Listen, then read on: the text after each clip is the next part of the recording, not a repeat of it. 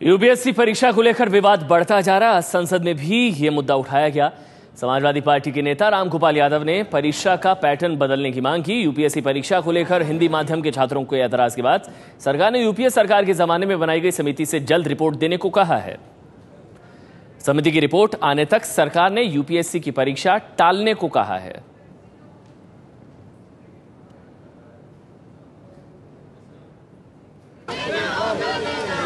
UPSC की परीक्षा में सीसैट को हटाने को लेकर यूपीएससी के जो छात्र हैं वो लगातार आंदोलन कर रहे हैं।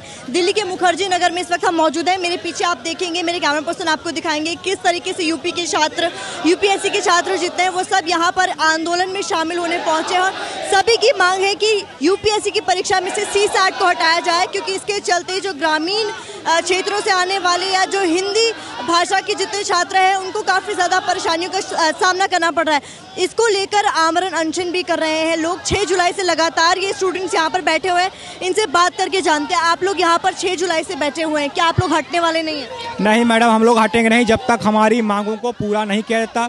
सरकार हमको कोई ठोस लिखित आश्वासन नहीं देती है या कोई नोटिफिकेशन नहीं जारी करती है, तब तक हमारा अनशन चलता रहेगा। आज हमारे साथियों का स्वास्थ्य बहुत ज़्यादा खराब हो रहा है। मैं आपके चैनल के माध्यम से माननीय डॉक्टर जितेंद्र सिंह से और भारत सरकार से आग्रह करेंगे कि जल्द से जल्द आकर वो हमारे आमरण अनशनकारियों का अनशन तुड़वाएं और इस छात्र का जो सरकार के प्रति विश्वास है उसको बहाल रहने दें। आप लोगों से कोई मिलने आया, किसी तरीके का आश्वासन दिया गया है आप लोगों को?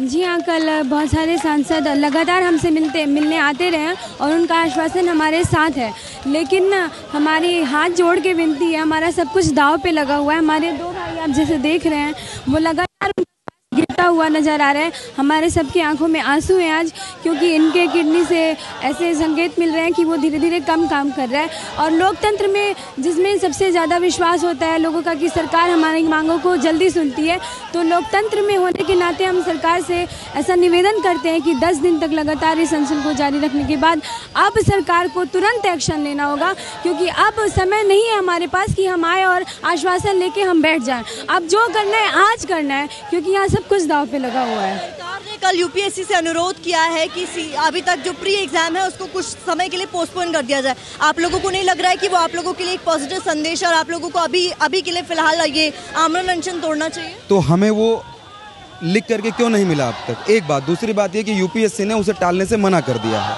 ठीक है। और जहाँ तक बात है कि हम वो कल आए थे, 3 प्रतिनिधि आए थे, लेकिन ना तो वो कोई ठोस हमें लिखित में दे पाए।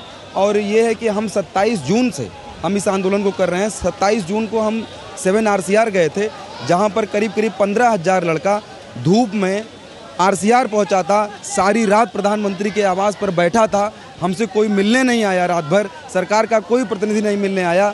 उसके बाद भोर में 5 बजे हम लोगों को जेल ले जाया गया।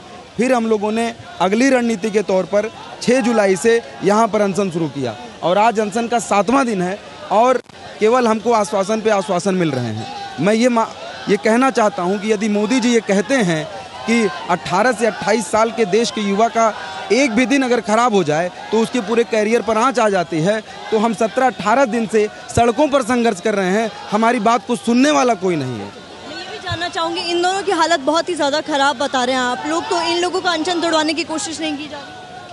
अभी लोकसभा में बात चल रही है, आपको पता होगा रंजीता रंजन जी ने हम लोगों का मुद्दा उठाया है। करीब कल संसद में हंगामा भी हुआ बहुत ज़्यादा, शायद स्थगित भी हो गई थी कुछ देर के लिए। हम बस यही चाहते हैं कि वो हमारे बीच में आए। हम अपना हक मांग रहे हैं। आप आंकड़े निकाल के देखिए, हम हिंदी भाषी छात्र सिमट करके 2% पे रह गए हैं।